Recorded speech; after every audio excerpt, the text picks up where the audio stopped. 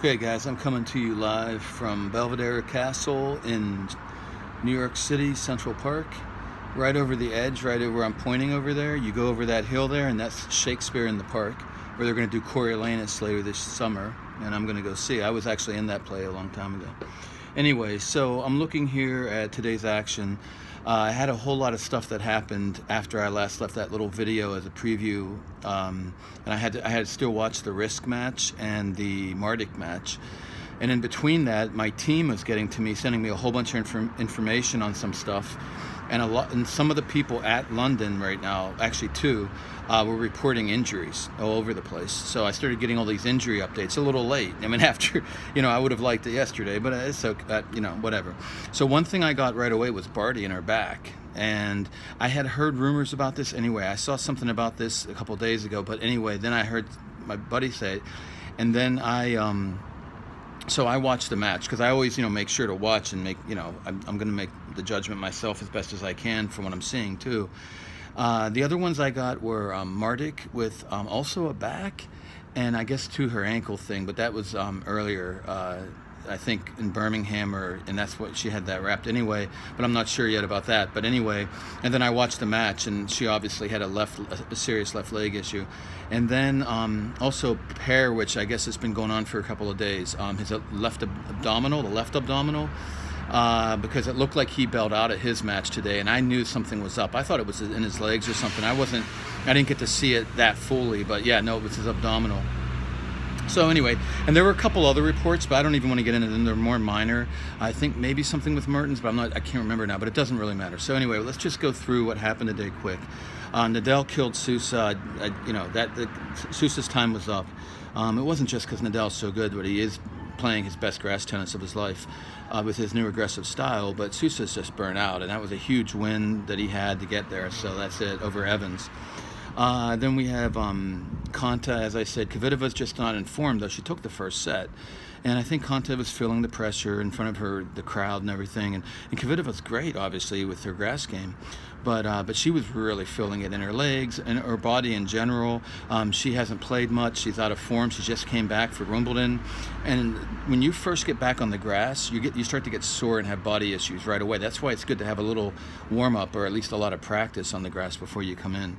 So Kvitova coming in off an injury layoff was no way that was going to work.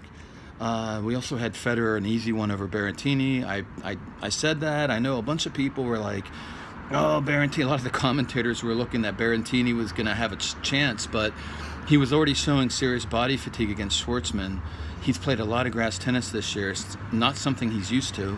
And he also isn't used to playing Federer or any of these great players on a big stage. You add that all up, that was going to recipe for disaster.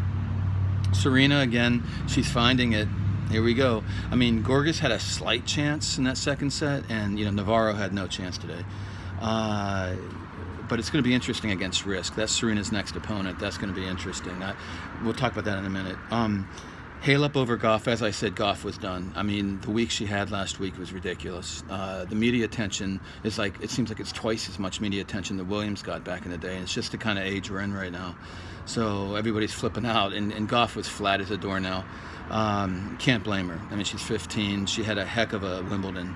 But anyway, Djoko, and what was interesting too, Halep showed a bit of nerves actually, which is interesting because Chrissy Everett kept saying that when you play a 15-year-old, there's so much pressure on you. And I could see that because Goff was in no position to even be challenging in that match. And she's a fighter, so I'm going to give her that, of course. But Halep was a little bit nervous, so it is interesting how there was pressure on these old pros that were supposed to knock away the 15-year-old. Djokovic, no problem with Humbert. That's predictable. Humbert's never been on this stage, and he's been playing some tough tennis. Wore his body. He's got a very thin body. It tends to fatigue.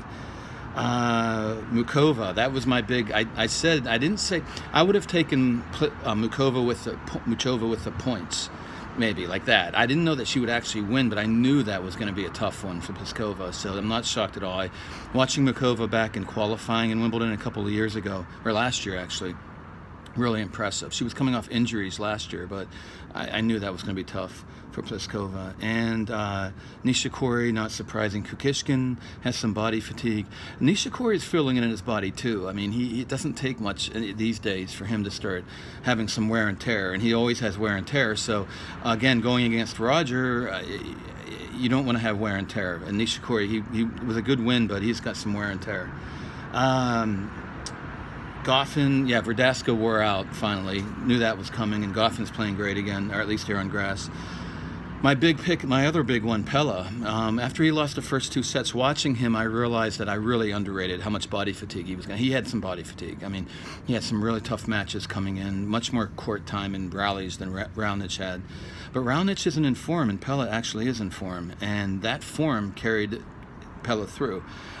He started to the adrenaline got going, his body got warmed up, he started to really move around, and I think he lost a lot of his soreness and tiredness, and he started to play really well.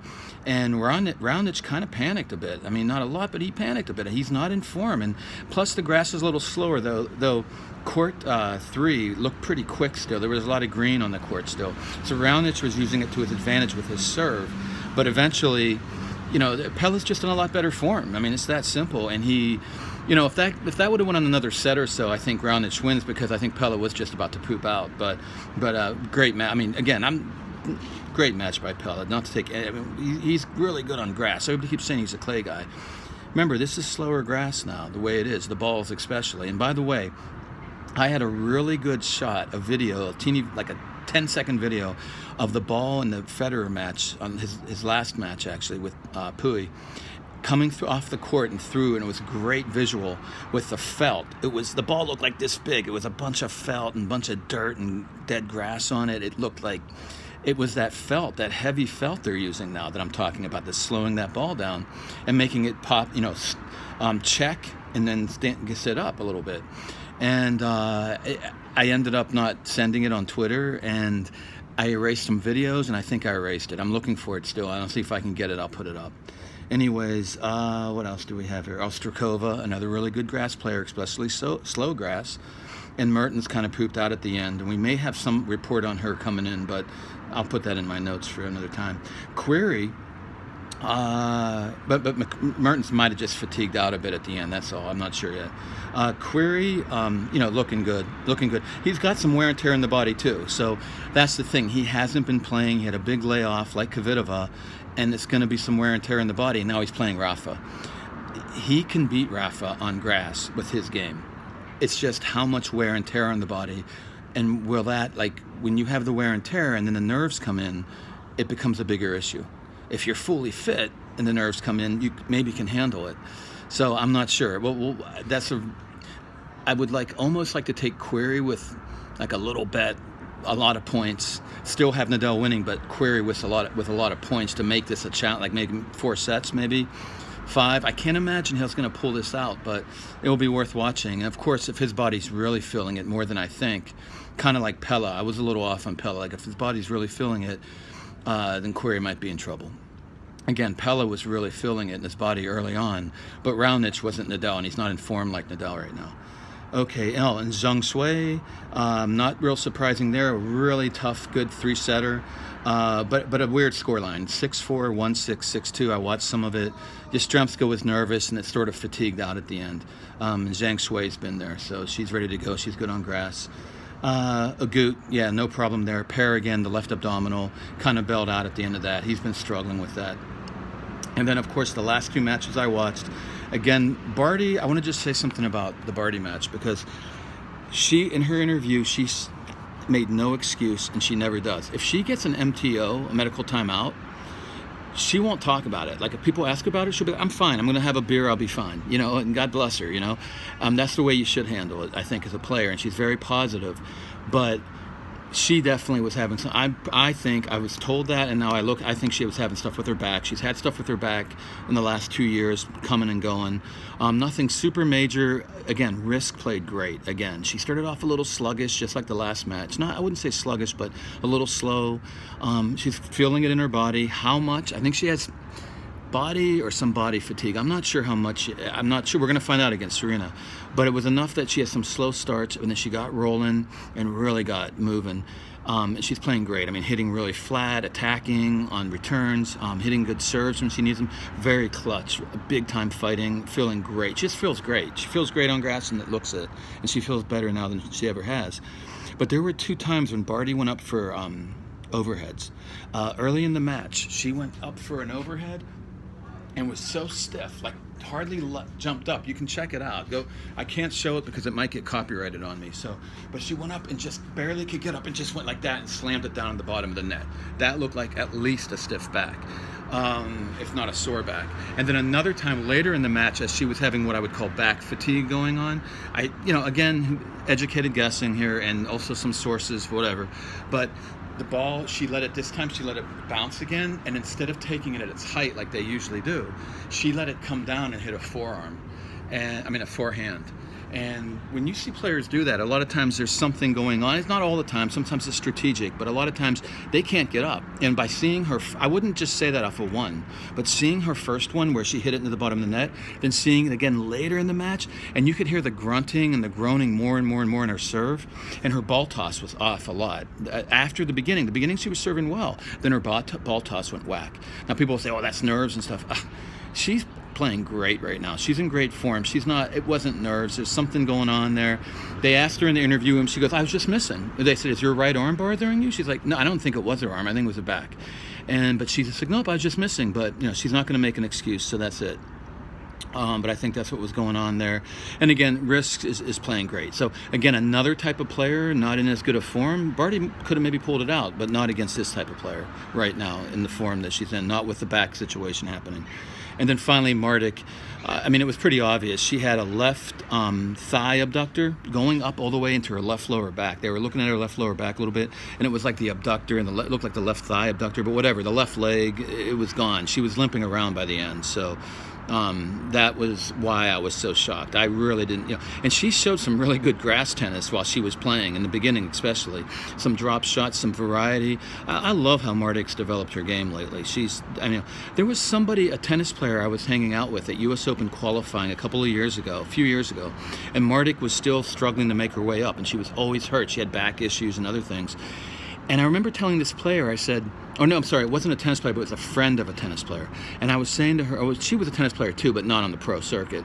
And I said, Maric has a lot of injuries. And Maric was actually having a medical timeout during that match. And she just laughed at me. And I'm like, what, you don't believe it? And she's like, like it's all in her head. It's not all in her head. It's like, look, girls had a lot of problems with the body. I know that's like a standard thing people used to say all the time, but it's not. Sometimes it can be in the head. Sometimes there's always a mix of emotional and mental, but it wasn't just in her head. And but she's actually learned how to.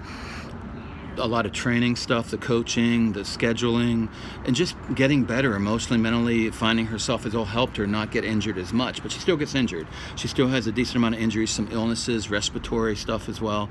But she does a lot better now. She's done really well. Okay, so now let's jump ahead to, we'll go to tomorrow's matches quick. So Riske, I don't know what to think. If she has enough in the body, she has a chance to beat Serena. She's in better form than Serena. Serena's getting it, but Riske is there. Riske is in the best form of her life, playing great. And the fight, she's in the place, in the position where she could fight and rip the heart out of anyone right now. And she's making me think of like the Steelers, again, because she's a big Steeler fan from Pittsburgh. And she's a freaking like football player right now. She can take Serena. I don't know what's left in the body. If she's got real body fatigue or like Pella had today, Pella was able to come back. She's not going to beat Serena if she's like that. So we'll see what happens on that. I really am. I'm amazed at how much she's played grass this summer, and she's still rocking and rolling. So I would love to see her pull off the upset. Strikova and Konta. Strikova's tough, but I think this could be it, unless Konta has a nervous breakdown, because Strikova could really push her hard. This could be a real battle. But then again, Strikova can also fall apart, especially as a quarterfinal now. So she can tend to fall apart. So one of those two is going to maybe have some kind of meltdown a little bit, maybe. Or it could just be a good match all the way. I'd kind of have to go for Konta, but that's a tough one. Halep and Zhang Shui, I think it's now Halep's to lose on that one. Zhang Shui's had some tough tennis now, and I think some nerves will get to her, and I think Halep will handle the situation. Her body's doing pretty well right now. And Svitolina and Muchova, again, I didn't think Svitolina looked that great. I mean, Maric was injured. Svitolina has been laid off, so has had the knee injury. I think Muchova, it just depends. I mean, again, the mind and the body. How much has gone out of her legs, out of her body, and how nervous will she be? If that all is not so bad, I think Muchova wins. And I'm going to go out on a limb, and it's on court 1, where it's a dirty and messy court right now because of the roof that they had built this year, and it really kind of hurt the growth of the grass there. So that's the worst court. I think there's going to be bad bounces, a lot of dirt mixed with dead grass and stuff, and I think Muchova could take advantage of that and definitely frustrate Svitolina. I think she's going to win this match, but that's my stuff for tomorrow. Oh, and by the way, just for a last quick look, the newly renovated Belvedere Castle. We got the kids out tonight having a good time. We'll have some Shakespeare starting up shortly.